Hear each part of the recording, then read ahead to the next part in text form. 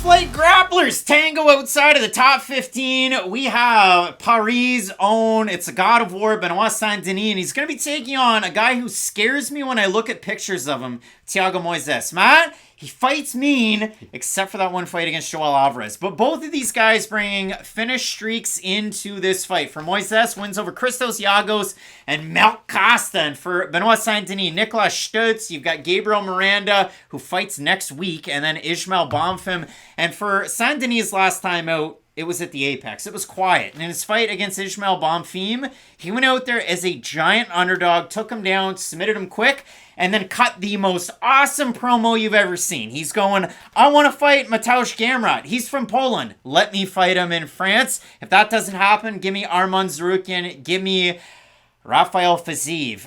But yeah, he was basically like, I will kill that guy. And Benoit Saint-Denis didn't get any of those guys. But he gets Thiago Moises, who was on an awesome roll off of Dana White's Contender Series Brazil. He gets a finish there. He's at a main event in his UFC career. And for Moises, you look at the losses, but Benil Dariush, Islam Makhachev, Joel Alvarez, as I had mentioned, some big-time names for Moises in those losses. Some big-time wins outside of the top 15. You'll remember when Michael Johnson tuned him up in the first round with his strikes. Moises went in, snapped his fingers, and took the leg. So when you look at a guy like Thiago Moises, it's not necessarily one hit, one kill jiu-jitsu always. Always.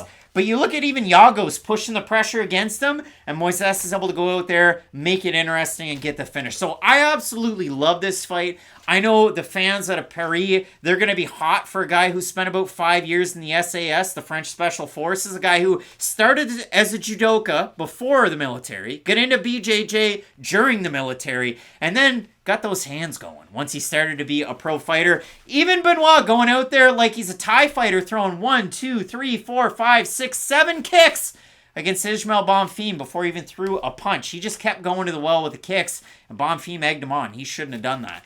I think this is an awesome fight, Matt. Moises isn't an awesome striker, though, and Benoit Saint-Denis might be able to dictate some of the pace in this one. He might be able to, but that's always the dangerous thing when you're fighting a guy like Thiago Moises. Unless you're basically perfect for 15 minutes, if you're not able to hurt him, he's always going to have that one small opportunity to go out there and get a submission win. And I'm not discrediting Saint-Denis' grappling ability whatsoever. I think he can get takedowns in this matchup. I think he could even spend some time in the top position. But is that how you want to fight Thiago Moises? I don't think your coach is yelling in your ear, take this guy down, do it right away, because Moises does have that ability to at least make things uncomfortable off his back. I don't think he's going to go in there and Brian Ortega triangle choke him immediately, but he does do a good job of hiding his submission attempts with some scrambles, and it really does help him on the mat, because Moises is one of these grapplers who doesn't have a great takedown percentage offensively. He will try to rely on his opponents going for some grappling exchanges, but he does have a knack for ending up in dominant positions and ending up in that top position as well. But the big problem I have with this matchup for Moises is, will his activity be enough if he's not able to land a big shot, or at least spend a large amount of time on top of Saint-Denis threatening with submissions? Because I told you right before we started filming, if this goes to a decision, Saint-Denis at least should be able to win based off his activity and his output, because Moises just doesn't have a crazy level of volume behind him, and unless he's able to hurt a guy in Saint-Denis with a big shot, it is going to be difficult for him to make up the distance, make up the difference, just in terms of pure numbers. Now, Saint-Denis will mix in his takedowns with his grappling, and again, I don't know if this is the matchup that you should be doing it, but if he does decide to go for some takedowns, it just leaves that window a little bit more open for a guy like Moises. But, and I think you'll agree with me on this is the step up in competition that Benoit Saint-Denis does deserve. Moises might not have the biggest name in the world, but he's fought some of the best fighters that we have in the division, win, lose, or draw, so this is a great litmus test to see where the God of War is. Yeah, the one other loss from Moises that I didn't mention was one to Damir Ismagulov, who spent quite a bit of time in the top 15, but for Saint-Denis, cut his teeth over with Brave. He was a super lightweight goat over there at 165, and then he came into the UFC off of a win over a K1 striker where he struck to get the takedown to then get the finish over with Brave. He takes on Eliseu Zaleski dos Santos on short notice. Up a weight class. And he gets tuned at welterweight. So he did lose that fight, looked good against the Green Mass, Nicolas Stutz. I'll never forget that nickname. And then he was able to win a performance bonus against Gabriel Miranda. Now, Matt, Gabriel Miranda, a lot of exclamation marks on that Topology page. I thought, yeah, this guy's good at jiu-jitsu, and everybody in the comment section said, watch out on the ground against Gabriel Miranda. He's a black belt. He trains out of a great gym, and he does under Daniel Valverde. But Saint-Denis landed 3 knockdowns in that one, gets a performance bonus.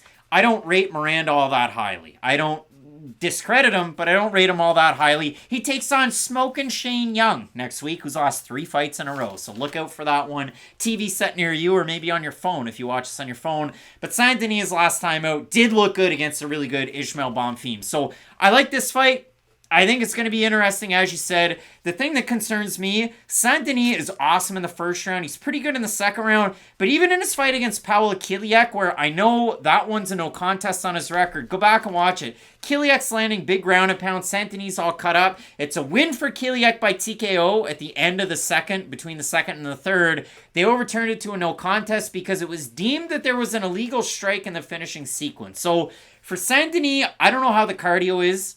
For Thiago Moises, I've at least seen it. Would you agree with me on this, though? And you disagreed when I brought this up about Paulo Costa, but I feel the same way about Saint-Denis. I don't know if his cardio's all that poor. He just needs to pace himself way better. Like, if he doesn't come out and burn so hot in round 1, he's going to have a lot more left in the tank for 2 and 3. So and even in round 3 against Eliseo, he's getting his ass beat. But he does look better in the third round than he did in round 1 and 2. My only point is, I don't think it's just a case of, when the third round comes around, Saint-Denis not going to have anything left. I just think he's really going to have to pace his game throughout those first 2 rounds. And it's big time powerful takedowns from Saint-Denis. He gets his hands locked behind you. He kind of slams you down, and then he goes to work from there. Thiago Moises, a little bit of finesse, some flash and flare in it, Matt. Saint-Denis is favored in this matchup. We have a look at the Tapology votes. I think they're going to be close. I'm going to say over under 57.5%. God of War, Saint-Denis. I think they're going to be under. I think they're going to be under? Way over. 1,359 total votes, 82% Saint-Denis, 43% by decision, 43% decision, 23% submission, 26% by knockout, not exact science, 18% that on Moises, 54% by decision, 30% by submission. I think Moises, if it goes to the ground, has an awesome shot at a submission in this fight. I think it's wild to think Moises is going to win a decision because he's not incredibly dominant with ground and pound, and he doesn't have a lot of action when he's on the feet. He's a net negative striker, and for Benoit Saint-Denis, technically a net negative striker because of the Zaleski dos Santos loss. However, he's shown in those 3 wins. Stutz, we're talking Miranda, and of course, Bonfim, that he was able to go out there with the striking. So I have a hard time with the pick on this one, more so than some of the other fights on this card, but who do you have here? Bonfim to Moises is a big step up in competition. It's like fighting, I don't even know. Like, there's levels to the game, and for Moises, he might not be a mainstay in the top 15, right? He's one of those names that you might see in based on a win, you might see come out of it based off a loss, but he still does have that resume that says, hey, if he is on his game, he can stack up against anybody. But I gotta go back to what I said even before we started filming. I just think the activity of Saint-Denis could get him in trouble if he is a little bit overzealous, especially with some of those takedown attempts. It definitely could, but I do think his defensive wrestling is good enough to keep this on the feet, and I do like his variety on the feet as well. So I'm gonna say Saint-Denis, but how my Tapology votes would be, I'd have them like 55-45. I do think this is a very close fight. I think you got to leave the votes alone. I think they're learning that in the United States of America, and especially in Tapology when it comes down to that one, Matt. I ever so slightly have Benoit Saint-Denis, but I don't necessarily love it. Again, where does his bread get buttered? He takes down fighters, and then he's able to go to town with ground and pound or his own submissions. That's hard to do against Thiago Moises. Ismagulov, Dariush, Joel Alvarez with the striking. This is a rich man's Petrosky versus GM3. It's one of those fights. So, Matt, both of us going with the God of War, Benoit Saint-Denis. Some big-time fights left on this card. A possible title shot in the co-main event. In the main event, big implications as well. You're going to want to keep it locked in with Fight Night Picks, we always say. Let's get into it.